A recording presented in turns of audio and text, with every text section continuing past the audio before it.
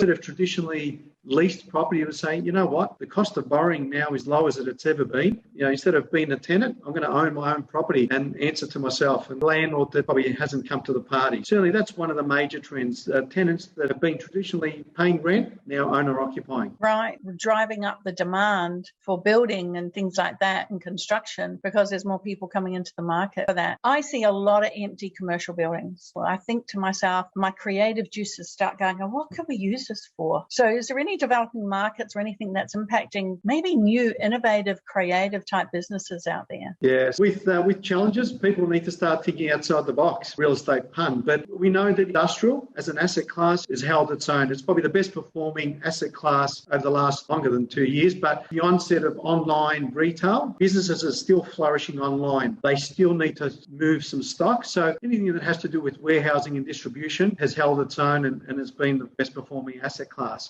Retail, and when I talk about retail, your traditional retail strips. The office I sit in now was an old butcher. I've got in there. I've been lucky enough to renovate it. We've turned it into an office and brought it back to something that would traditionally maybe what might have been in the city, but it's now within the city fringe, close to home and still able to function as well as anything. So people are looking at these type of opportunities with a new set of eyes and how they can improve it. Traditional office space is going to have to take on a new flavour, whether it be almost a one-stop shop. They may include childcare, some retail at the bottom. Who's to say that you can't have a furniture showroom on level 30 of an office complex? So exactly, they're the type of new advantages, opportunities that may have not existed pre-COVID.